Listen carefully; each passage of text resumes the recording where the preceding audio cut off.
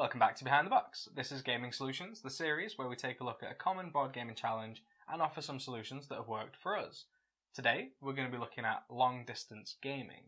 So for this, we've done something a little different. Usually we like to either recommend actual games that work or some strategies that we've implemented that work.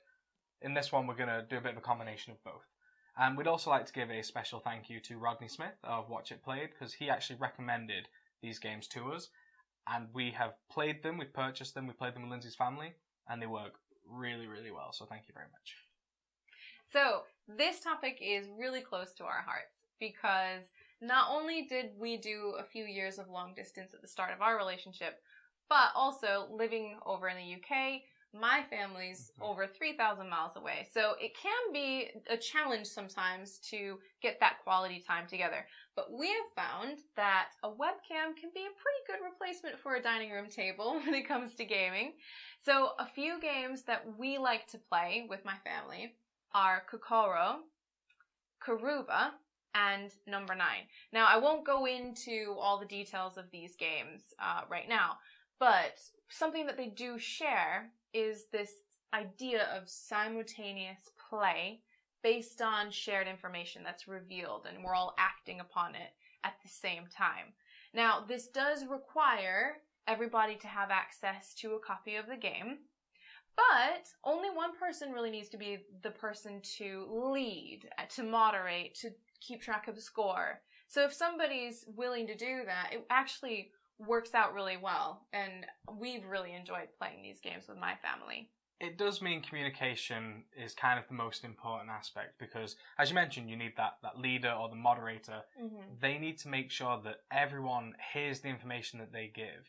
And the same for the players. They need to make sure that if there's information they need to give to the rest of the people around the table, that they do so. For example, in Karuba, you score points, like more points, if you do certain things first. So making sure that everyone else knows that that's what you're doing, because chances are they're not going to be able to see your board, is really important. That kind of leads me into the other sort of negative that can occur with this.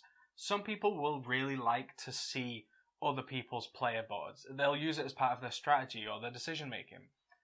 That's not really easy to do in certain games. You'll find that constantly having to move a webcam, unless you've just got a fixed webcam, or having to constantly explain every move that you're doing, might get a bit tedious. And if you are doing the fixed webcam, then you're not really having that sort of face-to-face experience of board game as well. You're just playing a game at that point. Which is okay if some people are happy with that, but I just wanted to point out that's some of the stuff that we've ran into with it. Now, the second solution that we have is to use something like Tabletop Simulator. Or there's others as well, like Tabletopia and Vassal. But we've used Tabletop Simulator before to play Ticket to Ride with Lindsay's family again, and it works really, really well.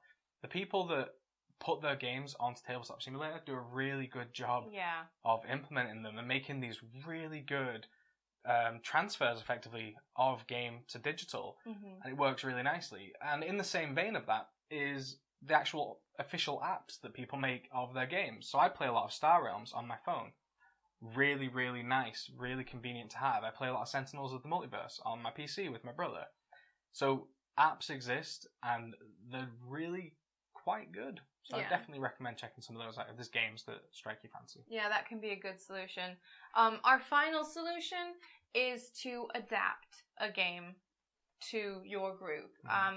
Put your thinking caps on, really problem solve this one.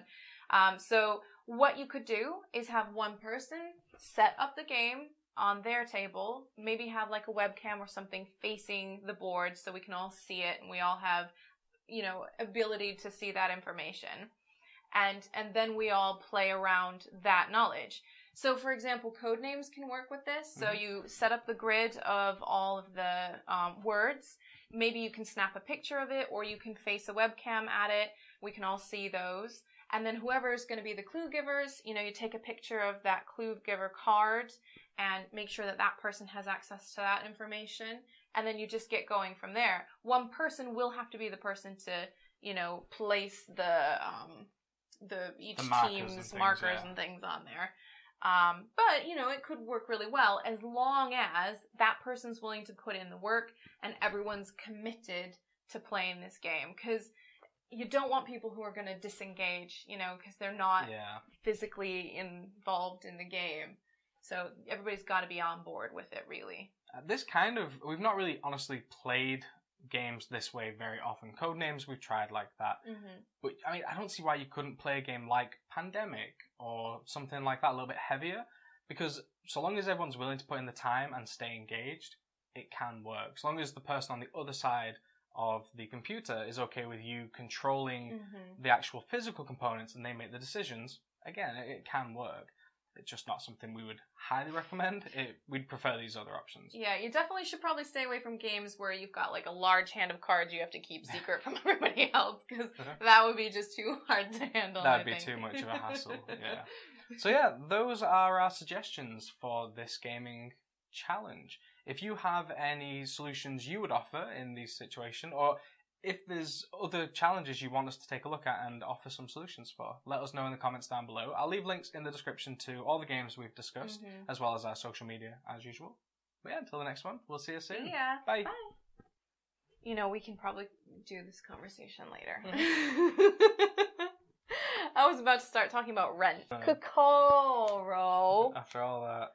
I'm sorry. I did also do a really dorky wave at Rodney. Rodney Smith of Watch It Played.